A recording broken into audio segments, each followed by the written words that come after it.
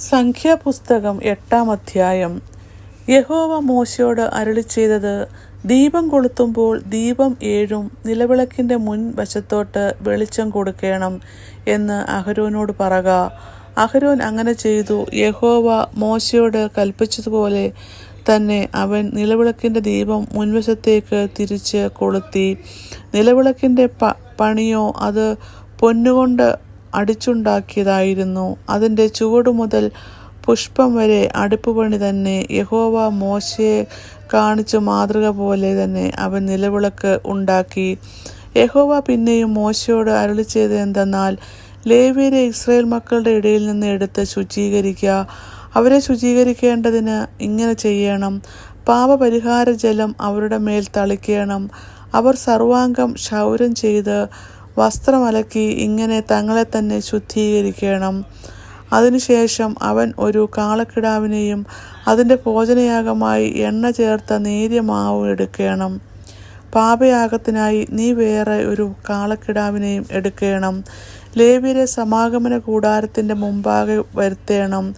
Israel മക്കളുടെ സഭയെ മുഴുവൻ ഒരുമിച്ച് കൂട്ടണം.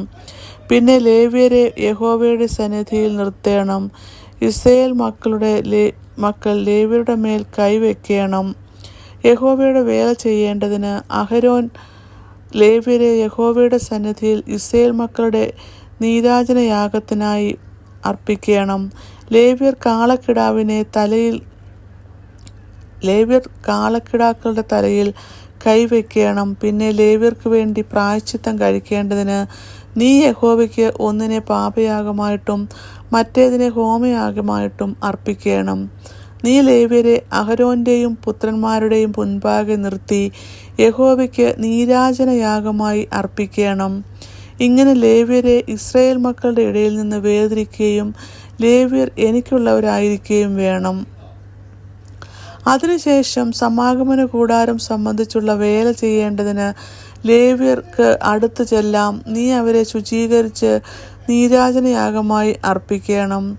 അവർ ഇസ്രായേൽ മക്കളുടെ ഇടയിൽ നിന്ന് എനിക്ക് സാക്ഷാൽ ദാനമായുള്ളവർ. എല്ലാ ഇസ്രായേൽ മക്കളിലുള്ള ആദിജാതന്മാർക്ക് പകരം ഞാൻ അവരെ എനിക്കായി എടുത്തിരിക്കുന്നു.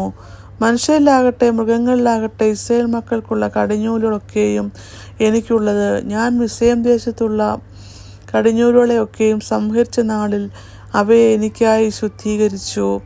എന്നാൽ ഇസ്രായേൽ മക്കളിലുള്ള എല്ലാ കടിഞ്ഞൂലുകൾക്കും പകരം ഞാൻ ലേവ്യരെ എടുത്തിരിക്കുന്നു.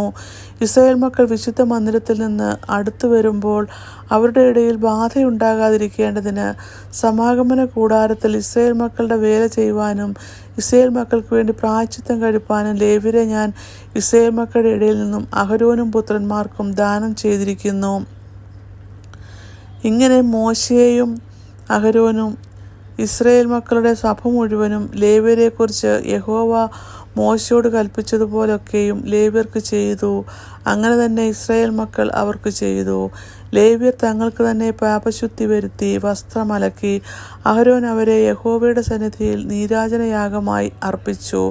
അവരെ ശുചീകരിക്കേണ്ടതിന് അഹരോൻ അവർക്ക് വേണ്ടി പ്രായശ്ചിത്തം കഴിച്ചു. അതിനുശേഷം ലേവ്യർ അഹരോന്റെയും പുത്രന്മാരുടെയും മുൻപാകെ സമാഗമന കൂടാരത്തിൽ തങ്ങളുടെ വേല ചെയ്യുവാൻ അടുത്തു ചെന്നു.